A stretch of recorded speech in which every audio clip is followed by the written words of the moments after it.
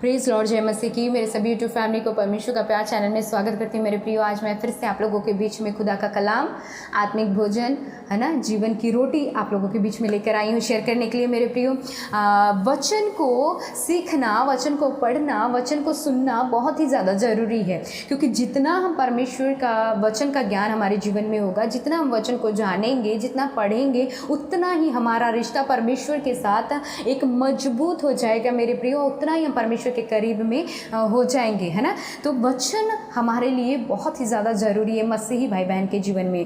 तो इसलिए वचन के जरिए आज मैं आप लोगों के बीच में शेयर करने वाली हूँ। आज का जो मेरा टॉपिक है वो है पाप पर जीत कैसे पाएं।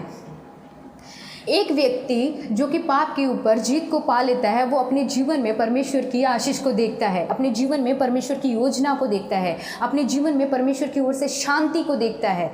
पर एक व्यक्ति जो पाप के ऊपर जीत नहीं पाता, पाप में गिर जाता है, वो परमेश्वर की ओर से आने वाली हर एक शांति से वंचित रह जाता है, परमेश्वर की ओर से आने वाली हर एक आशीष से वंचित रह जाता है मेरे प्रियो। और एक जो पाप में पड़ा हुआ जो व्यक्ति है, उसका जीवन कभी भी समथर नहीं होता, हमेशा उथल पुथल मची रहती है उसके जीवन में, हमेशा वो डिप्रेशन का शिकार बना रहेगा, उसके कुछ जीवन में कुछ भी अच्छा नहीं चलेगा। और पाप में सबसे बड़ा पाप मेरे प्रियो व्यभिचार है। पुराने नियम में अगर आप लोग पढ़ते हो तो पुराने नियम में लोग व्यभिचार करने से बहुत ही ज़्यादा डरते थे। और आप लोगों ने अगर पुराना नियम पढ़ा है तो आप लोगों को पता होगा कि जो लोग व्यभिचार करते थे, जो लोग व्यभिचार में गिर जाते थे इस पाप में, उनके ऊपर उन्होंने परमेश्वर के दंड को, भारी दंड को देखा है। परंतु जो लोग इस व्यभिचार से बच जाते थे, जिनके अंदर परमेश्वर का भय होता था, वो व्यभिचार के पाप में नहीं गिरते थे, उससे बच जाते थे, उन्होंने परमेश्वर की ओर से अपने जीवन में आशीष को देखा है। तो आज आप क्या अपने जीवन में देखना चाहते हैं? परमेश्वर का दंड देखना चाहते हैं अपने जीवन में, या फिर परमेश्वर की आशीष को देखना चाहते हैं अपने जीवन में? आज जो है, पुराने ज़माने में जो लोग थे व्यभिचार करने से बहुत ज़्यादा डरते थे, क्योंकि उन्हें मालूम होता था कि परमेश्वर की ओर से दंड आएगा हमारे जीवन में। बट आजकल के लोगों के मन में वो डर नहीं है, वो सोचते हैं कि कुछ नहीं होगा, कर लेते हैं। बट मेरे प्रियो, परमेश्वर का वचन ऐसा भी कहता है कि जो अपनी आँखों से देखता है और उस गलत सोच को अपने मन में डाल लेता है, वो भी एक तरीके का व्यभिचार है, वो भी एक व्यभिचार है, और उसका भी दंड मिलेगा मेरे प्रियो।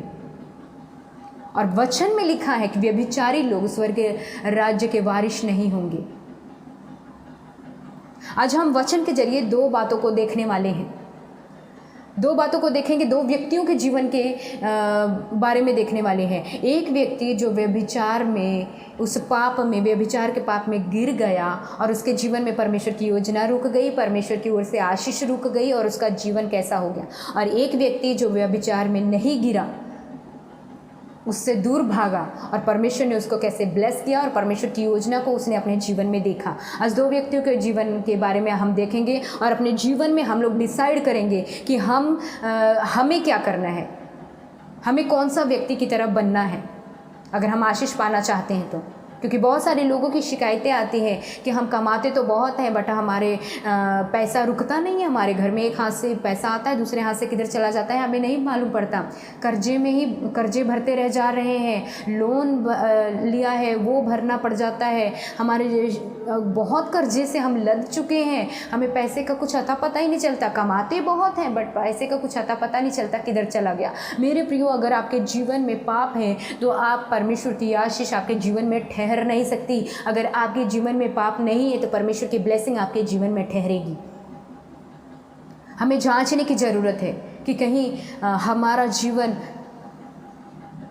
पाप से भरा तो नहीं है, गलत काम में फंसा तो नहीं है, व्यभिचार हमारे जीवन में तो नहीं है ना, कहीं हम व्यभिचार तो नहीं कर रहे छुप छुपा के। मेरे प्रियो, हम इंसानों से छुप छुपा के व्यभिचार कर सकते हैं, परमेश्वर से नहीं। परमेश्वर की नज़रें हमेशा हमें देखती रहती हैं, दिन हो रात हो, आप कहीं पे भी हो। परमेश्वर का वचन कहता है, दाऊद लिखता है कि पहाड़ पे चला जाऊं या पाताल में चला जाऊं या अग्नि में चला जाऊं, समुद्र में चला जाऊं, कहीं पे भी चला जाऊं, परमेश्वर तेरी आत्मा से भागकर मैं कहाँ जाऊं, तू तो मुझे हमेशा, हर पल, हमेशा आप हमें देखते रहें।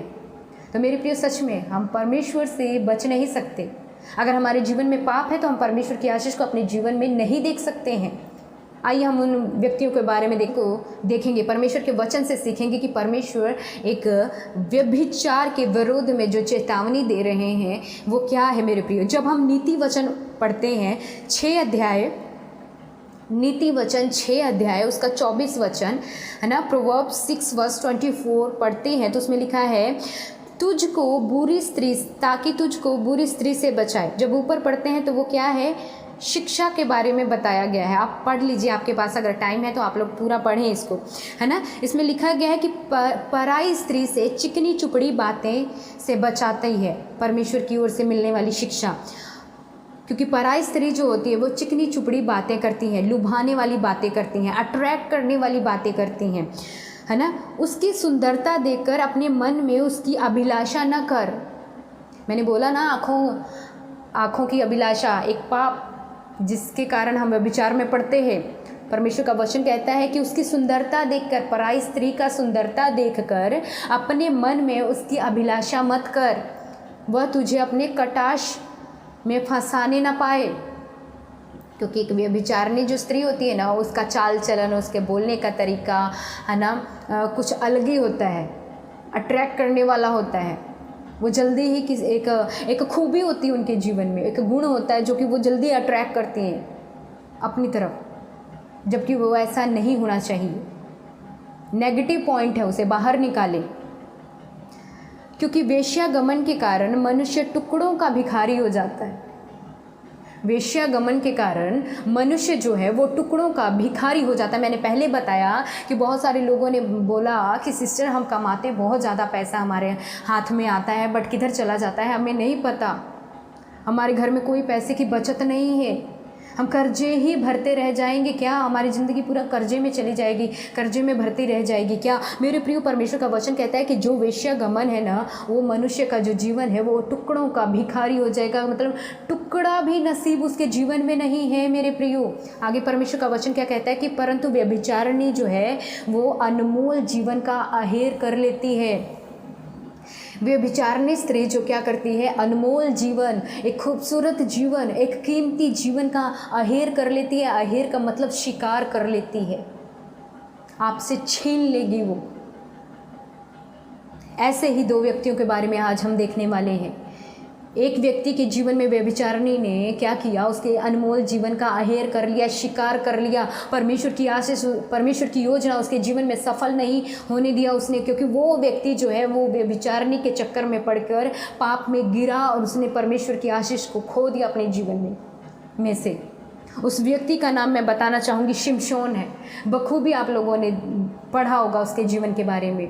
पहले परमेश्वर के भय में जब वो चलता था, है ना, व्यभिचार में गिरने से पहले उसका जीवन हम देखेंगे कि कैसा था। परमेश्वर ने उसे बहुत ज़्यादा बल दिया था, बहुत ज़्यादा शक्ति दी थी। उसने सिंह के मुंह को फाड़ दिया मेरे प्रियो। इतना बल परमेश्वर ने उसको दे रखा था शिमशोन को। बट जैसे ही वो व्यभिचार में गिरा, वैसे ही परमेश्वर की ओर से दिया हुआ बल, परमेश्वर की ओर से दिया हुआ वो शक्ति को खो देता है अपने जीवन से। वो परमेश्वर ने उसके जीवन में बहुत बड़ी योजना रखी थी कि अगर वो परमेश्वर के भय में बना रहता है, व्यभिचार में नहीं गिरता, तो परमेश्वर आगे चल के परमेश्वर की योजना कितनी बड़ी उसके जीवन में देखने को मिलती। बट उसने व्यभिचार में गिर के परमेश्वर की योजना को अपने जीवन से खो दिया मेरे प्रियो।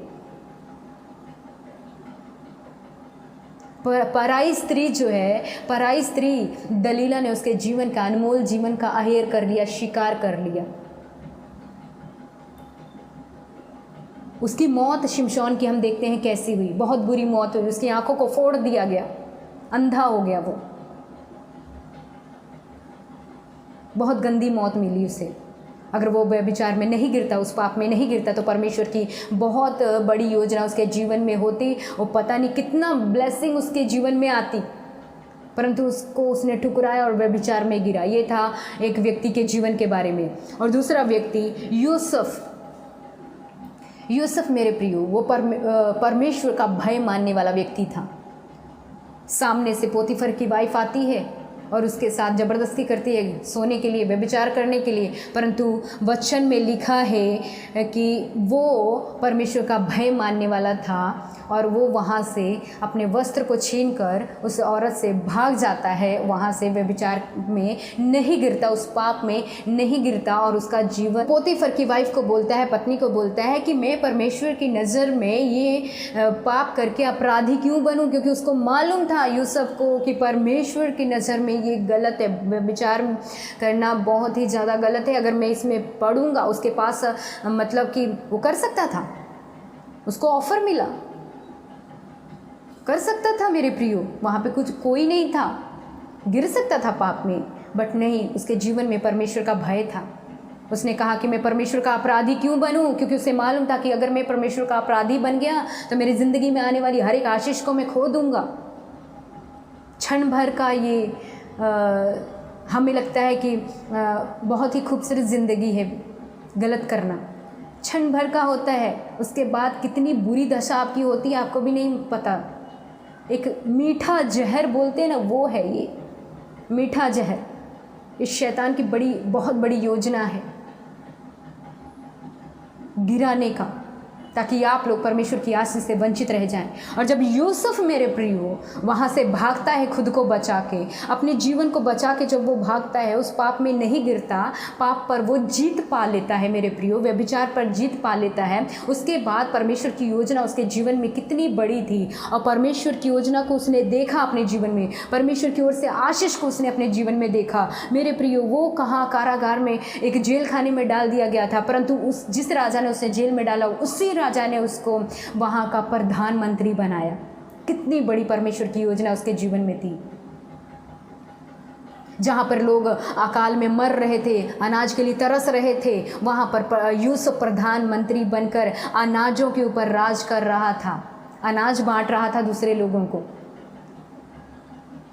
मेरे प्रियो, कैसे परमेश्वर की आशीष आपके जीवन में परमेश्वर लबालब भर देंगे मेरे प्रियो, आपको पता भी नहीं चलेगा। इतनी ब्लेसिंग आपके जीवन में परमेश्वर भरेंगे अगर आप लोग पाप से दूर भागेंगे। पाप के ऊपर जीत को पाया जब यूसुफ ने, तो परमेश्वर अपनी आँखों से देख रहे थे कि मेरा बच्चा, मेरा बेटा कितना मेरा भय मानता है, पाप में नहीं गिरा। जबकि उसको वो ऑफ़र मिला, उसके पास मौका था गिरने का, बट वो नहीं गिरा क्योंकि उसके जीवन में परमेश्वर का वो जो डर था, उस डर के कारण वो जो है वहाँ पर वो उस पाप में नहीं गिरता है, वहाँ से भाग जाता है और परमेश्वर की योजना उसके जीवन में अद्भुत रीति से आती है मेरे प्रियो। वो राज करता है प्रधानमंत्री बनकर। बट यहाँ पर शिमशोन पाप में गिरकर कैसी बुरी मौत मरता है। एक नरक, पहले ही उसने मरने से पहले ही नरक देख लिया, नरक की ज़िंदगी जी, क्योंकि उसकी एक जिंदे व्यक्ति की आंखें जब फोड़ी जाती है ना, तो कैसा दर्द होता है मेरे प्रियो, आप लोग महसूस करें। पर यहाँ पर जब पाप से जिसने अपने आप को बचाया, जीत प्राप्त की, उसने परमेश्वर की खूबसूरत योजना को अपने जीवन में देखा। आज मेरे प्रियो, इस वचन के जरिए मैं आप लोगों को यही बताना चाहती हूँ कि क्या आप लोग शिमशोन की तरह बनना चाहते हैं, कि शिमशोन की तरह पाप में गिर के परमेश्वर की आशीष से वंचित होना चाहते हैं, या फिर यूसुफ की तरह बनना चाहते हैं कि जिसने पाप से दूर होकर, पाप पे जीत प्राप्त करके उसने परमेश्वर की योजना को, परमेश्वर की आशीष को अपने जीवन में पा लिया। एक बात को याद रखें कि व्यभिचारिणी जो स्त्री होती है वो अनमोल जीवन का आहेर कर लेती है, शिकार कर लेती है अपने सकंजे में फंसा के। मेरे प्रिय, कभी भी आप लोग कभी भी ऐसा पाप में न गिरे, क्योंकि व्यभिचार में गिरता है, व्यभिचारी जो है परमेश्वर के राज्य का वारिस नहीं बन सकता, है ना, स्वर्ग के राज्य का वारिस नहीं हो सकता। मेरे प्रियो, आप लोग अपने जीवन में जांचें कि कहीं प्रभु हमारे जीवन में ऐसा पाप तो नहीं, कहीं हम कर तो नहीं रहे। मेरे प्रियो, जरूरी नहीं है कि अपने शरीर से ही मतलब कि हम वो पाप करते, हम अपनी आँखों से भी पाप करते हैं। अगर कोई हमारे रास्ते से जा रहा होता है कि कई बार उसके बारे में गलत सोचते हैं, अपने मन में ख्याल को लेकर आते हैं, वो भी एक पाप है मेरे प्रियो। आप उससे भी बचें, क्योंकि परमेश्वर का जब दंड पड़ता है मेरे प्रियो, दंड आता है हमारे जीवन में, बहुत भारी पड़ता है हमारे लिए। अपने जीवन में अगर आप परमेश्वर की आशीष को देखना चाहते हैं तो पाप से बचें। आजकल लोग जो है इसको आम बना लिया है, डर नहीं है उनके जीवन में, बिंदास कर रहे हैं, पर परमेश्वर का भय माने, परमेश्वर का भय रखें, क्योंकि परमेश्वर की योजना आपके जीवन में बहुत बड़ी है। व्यभिचारिणी स्त्री को ये व्यभिचार कराने वाली दुष्ट आत्मा जो है वो जीवन में कार्य करती है और वो खूबसूरत ज़िंदगी का शिकार कर लेती है। प्रकाशित वाक्य में लिखा गया है कि ये व्यभिचार कराने वाली एक दुष्ट आत्मा है जो हम परमेश्वर के लोगों के इर्द गिर्द घूमती रहे। दुष्ट आत्मा हमेशा पाप में गिराने की कोशिश करेगी, व्यभिचार में गिराने की कोशिश करेगी, परंतु हमें बचने की ज़रूरत है, उससे दूर होने की ज़रूरत है, उस पाप पे जीत पाने की ज़रूरत है मेरे प्रियो, क्योंकि शैतान को बखूबी मालूम है कि कैसे लोगों को गिराना है। आप दूर रहें और परमेश्वर की आशीष को अपने जीवन में पाएं। यह आसान बात नहीं है पाप के ऊपर जीत पाना। बहुत कम लोग हैं जो पाप पे जीत पाते हैं, बहुत सारे लोग हैं जो पाप में गिर जाते हैं, बट जिनके जीवन में परमेश्वर का वचन है मेरे प्रियो, जिनके जीवन में खुदा का कलाम है मेरे प्रियो। जब हम भजन संहिता 119 अध्याय का जब हम 9 वचन पढ़ते हैं तो उसमें लिखा है कि जवान अपने चाल को कैसे शुद्ध रख सकता है, परमेश्वर के वचन से।